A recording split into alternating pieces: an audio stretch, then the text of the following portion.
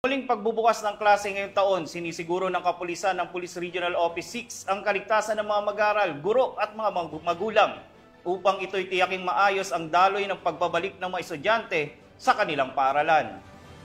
Hinimok din ng PNP ang publiko na manatiling mapagmatyag at makipagtulungan sa mga otoridad sa pamamagitan ng pag-uulat ng kahina-hinalang aktibidad upang mapanatili ang katahimikan at kaayusan sa panahon ng pasukan.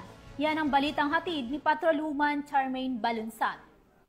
Buong dedikasyon na naghatid ng serbisyo ang mga kapulisan ng Police Regional Office 6 sa pagsisimula ng balik eskwela sa pamumuno ni Police Brigadier General Jack L. Wangki, Regional Director ng Police Regional Office 6. Mula sa mga pampubliko hanggang sa mga pribadong paaralan, sinigurado ng mga kapulisan na ligtas ang pagbabalik ng bawat mag-aaral. Ang kanilang presensya ay nagsilbing sandigan ng komunidad sa panimula ng panibagong taon ng pag-aaral.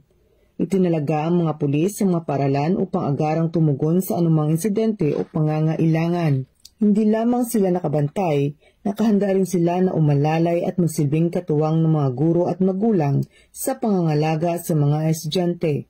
Ang hakbang na ito ay bahagi ng mas malawak na pangako ng pambansang pulisya na tiyakin ang kaligtasan ng bawat Pilipino, lalo na ang mga kabataang muling bumabalik sa paaralan upang mangarap at matuto. Patuloy ang malasakit at paghahatid ng serbisyo ng ating kapulisan upang mapanatili ang isang bansang ligtas para sa bawat Pilipino.